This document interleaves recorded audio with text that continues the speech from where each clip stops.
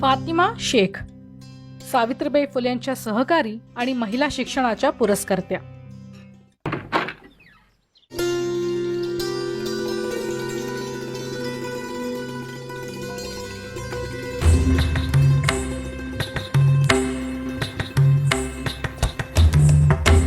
फातिमा शेख यांच्या जन्माची नक्की तारीख स्पष्ट नाही, पण त्यांचा जन्म साधारण 200 वर्षापूर्वी झाला. त्यांचं कार्यक्षेत्र होतं पुणे.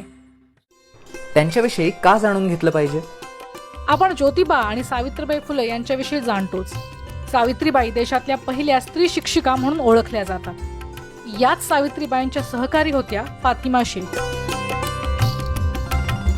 जवळपास 175 वर्षांपूर्वी त्यांनी वंचितांच्या शिक्षणासाठी आणि खास करून महिलांच्या शिक्षणासाठी सावित्रीबाईंच्या जोडीने काम केलं. 1 जानेवारी 1848 साली जेव्हा पुण्यात मुलींची पहिली शाळा सुरू झाली, तेव्हा सावित्रीबाईंबरोबर फातिमा शेखही तिथे शिकवायच्या.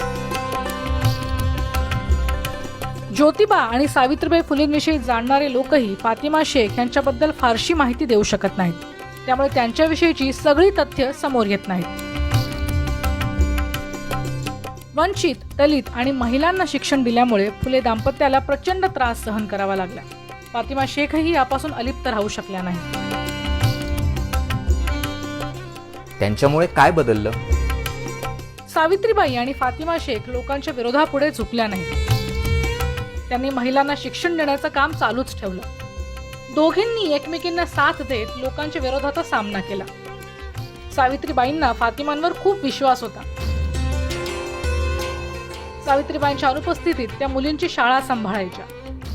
फातिमा शेख यांनी आयुष्यभर स्त्री शिक्षणाची ज्योत तेवत ठेवली.